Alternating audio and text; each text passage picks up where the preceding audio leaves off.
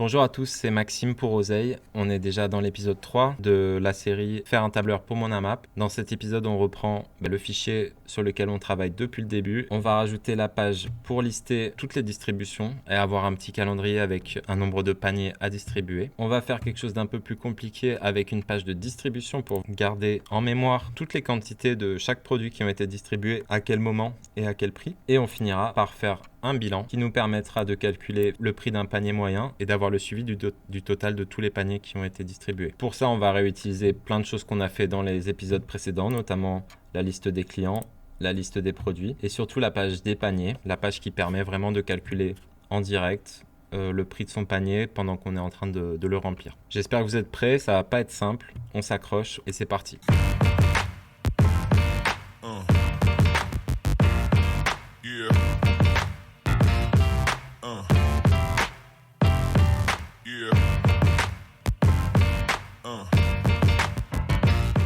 C'est parti, on continue tout de suite avec la prochaine page. On rajoute une feuille qu'on va appeler distribution. Je vais la mettre juste après les produits. On va juste mettre une date de distribution, un nombre de paniers. Et ça fera de l'information qu'on pourra réutiliser dans les autres écrans. Pareil, je fiche la première ligne. La première colonne, c'est une date. Donc je vais dans données, validation des données. J'ajoute une règle pour que ce soit une date correcte. Sinon, je refuse la saisie. Petite erreur, on commence à la deuxième ligne. Et pour les paniers, je vais quand même mettre une règle pour dire que ça doit être un nombre qui est supérieur ou égal à 0. Sinon, je refuse la saisie. Ça veut dire que là, si je mets des lettres, il n'est pas content. Il faut que je mette un numéro et ici j'ai le petit calendrier pour avoir une date. Là où c'est pratique, c'est qu'on peut mettre des dates en amont, c'est-à-dire que là je vais mettre le 4 mars, le 11 mars et si je fais une distribution tous les lundis, je peux descendre jusqu'en juillet, je peux même descendre encore plus loin. Et là, en fonction de mes prévisions, je peux rajouter 43 paniers, 44 paniers. Je vais pouvoir ajouter ça à la volée. La suite, ça va être d'avoir une page composition pour enregistrer de quoi étaient constitués mes paniers dans le temps. Une nouvelle page, composition. Ça va contenir une date, ça va être la date de distribution, un produit issu de la liste des produits mais qu'on va récupérer sur la page panier qu'on a fait dans l'épisode 1 et une quantité. À partir de là, on va pouvoir récupérer un prix unitaire et un prix total. Et en fait, c'est très pratique d'avoir cette liste-là, c'est qu'on va faire une page de bilan qui pourra permettre d'avoir un suivi du prix des paniers au cours du temps. Et c'est parti pour le formatage. Donc une date, on valide les données, on dit que ça doit être à partir de la deuxième ligne. Une date correcte, sinon on refuse la saisie. Donc là, c'est bon. Produit. On rajoute une règle. On dit, c'est partir de la deuxième ligne. Ça doit être un menu déroulant depuis une plage qui contient ma désignation produit. Et tous les produits que je vais rajouter dans ma liste, ils seront disponibles dans cette liste de sélection. Je reviens sur ma composition. Pareil, je vais dans mes options avancées. Si c'est pas ça, je refuse la saisie et je mets un texte brut. OK. Et la quantité, on dit que c'est supérieur à 0. À partir de la deuxième ligne, on dit que c'est une quantité, c'est un nombre qui est supérieur à 0, sinon on refuse la saisie. OK. Prix unitaire, prix total, on va pouvoir le formater comme étant des devises, parce que ça va être des euros. Et ça va suffire. Voilà, cette liste-là, elle est bonne. Donc maintenant, cette page composition, comment est-ce qu'on va la remplir? Ça va se faire en plusieurs étapes. Déjà, donc on a un panier, admettons, qui tombe à 21 €. Une fois que j'ai calculé mon panier que j'allais servir pour la prochaine distribution, j'ai envie de pouvoir récupérer cette information-là. Ici, là, je la copie et je peux la coller dans ma composition. Tac. Et à partir de là, je mets simplement la date à laquelle je vais distribuer. Donc tout ça, c'est ma distribution pour mon panier du 4 mars. Et ensuite, je veux retrouver prix unitaire et prix total qui se calculent tout seul. On va utiliser une nouvelle formule qui s'appelle VLOOKUP, qui est une recherche verticale. C'est comme le filter, mais un peu plus simple. Donc recherche verticale. Il va falloir rechercher une certaine clé. Donc cette clé, ça va être ici tomate sur cette première ligne. Il va falloir la chercher dans une plage. Donc cette plage, ça va être dans mes produits, ici.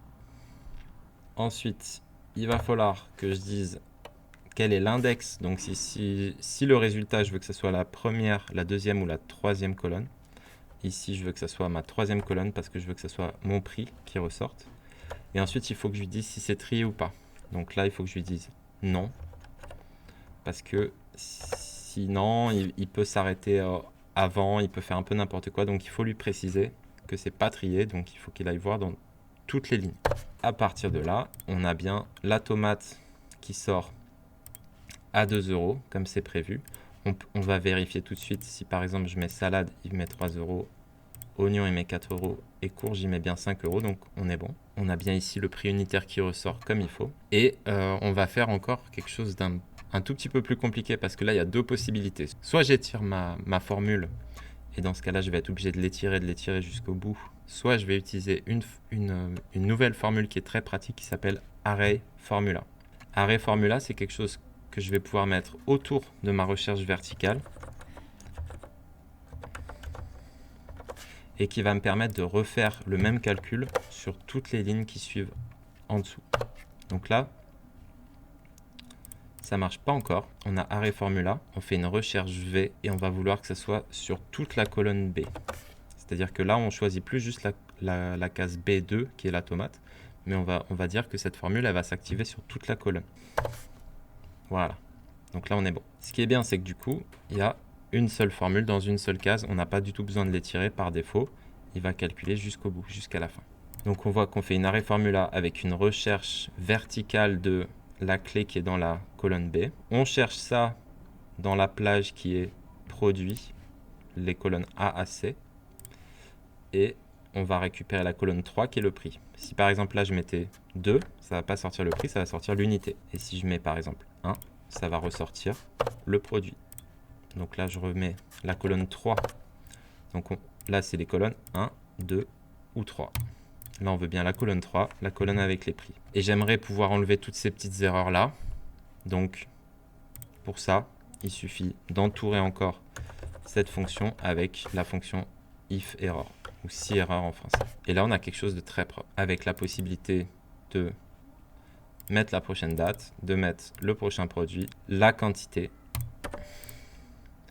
et on a bien le prix qui ressort, qui est récupéré comme il faut dans la liste de produits. On va faire la même chose, on va utiliser à nouveau Array Formula pour calculer le prix total. On va faire ça par étapes. Le prix total, c'est déjà la quantité fois le prix, donc on a bien 4 €. Là, il me propose de le faire, voilà, d'étirer la formule. Mais moi, ce que je veux, c'est justement pas être obligé à chaque fois d'étirer la formule. Je veux que ça marche une bonne fois pour toutes. Donc là, je vais mettre Array Formula.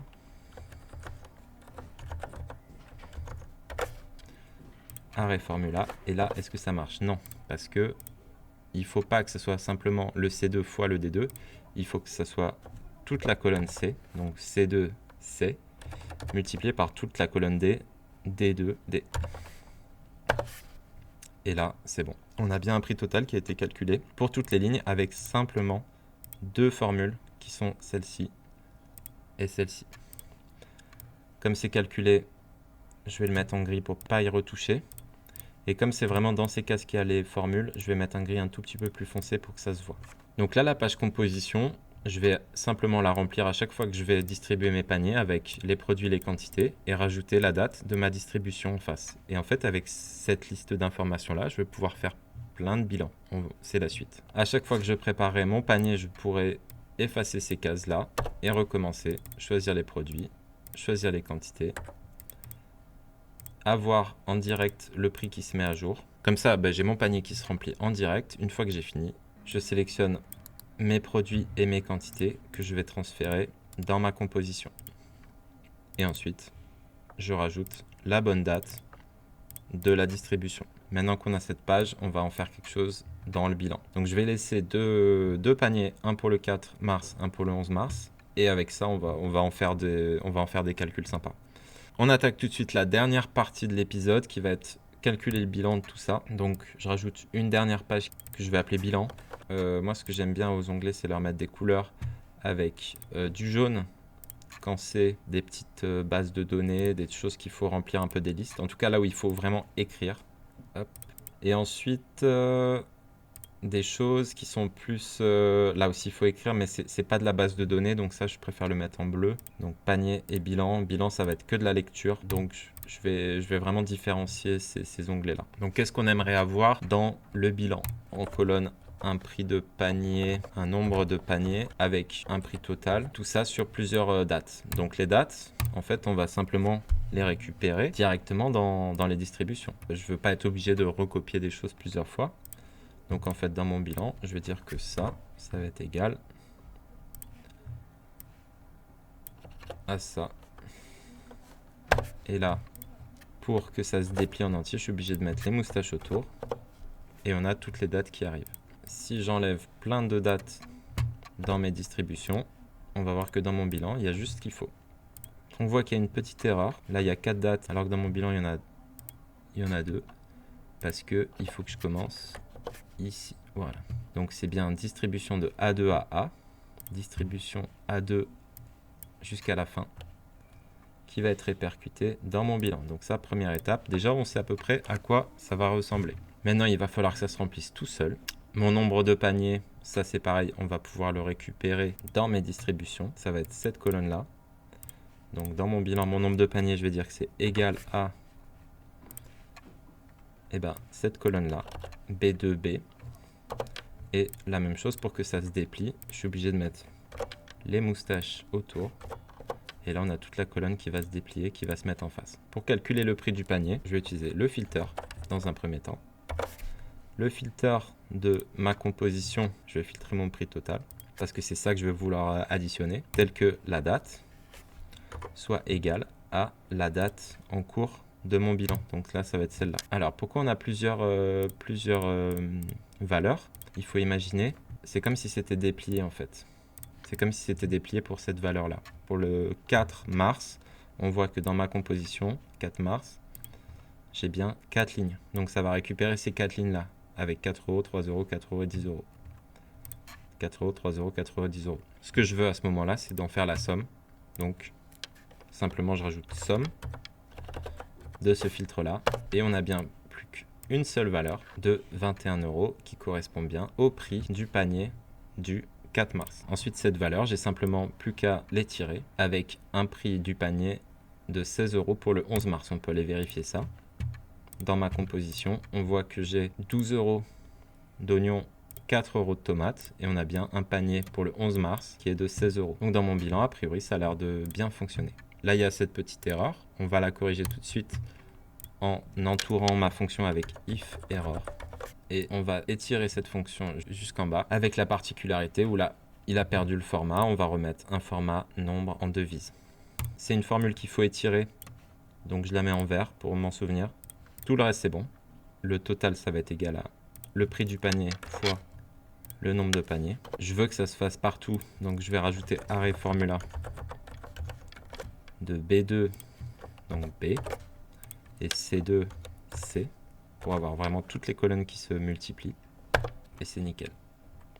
Donc là, on a bien ça qui est multiplié par ça. Et là, on n'a pas encore de panier. Donc pour l'instant, tout le reste, c'est 0.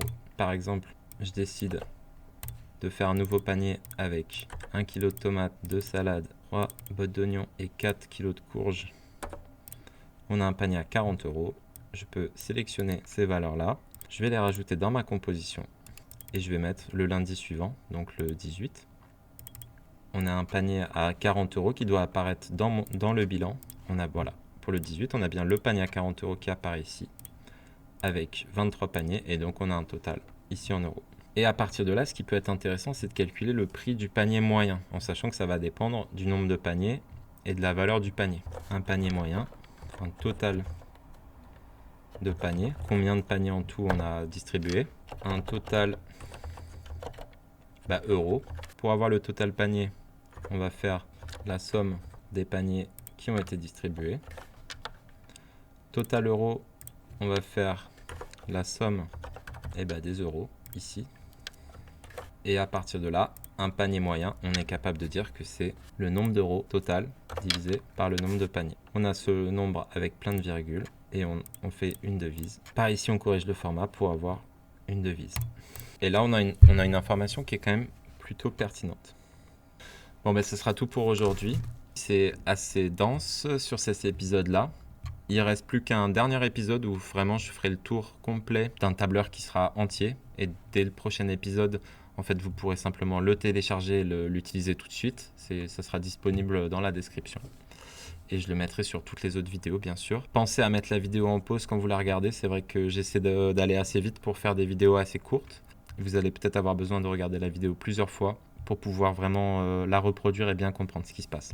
Si vous avez apprécié cette vidéo, pensez à liker, c'est très important pour sortir des oubliettes de YouTube. Pensez à la partager à vos amis. Surtout, n'hésitez pas à commenter, soit avec les logiciels que vous aimeriez que j'explore, soit avec les problèmes que vous rencontrez au quotidien avec vos tableurs, avec vos logiciels. J'ai vraiment envie d'être là pour vous aider, pour que vous soyez capable de dompter le plus vite possible vos ordinateurs et que vous puissiez en faire un maximum de choses. Donc si le contenu de cette chaîne vous plaît, vraiment je compte sur vous pour liker, partager et commenter. On est déjà sur le 3e épisode de cette série. Il ne reste plus qu'un épisode. Je vous encourage à vous abonner à la chaîne pour pouvoir avoir la suite. Et je vais ensuite très régulièrement poster des astuces pour se servir des tableurs, toujours pour que ce soit utile à des paysans, à des maraîchers, à des producteurs, à des fermiers. Moi j'attends vos retours et je construis avec ça pour pouvoir piloter votre ferme avec un maximum de facilité. C'était Maxime pour Oseille, prenez soin de vous et à très vite.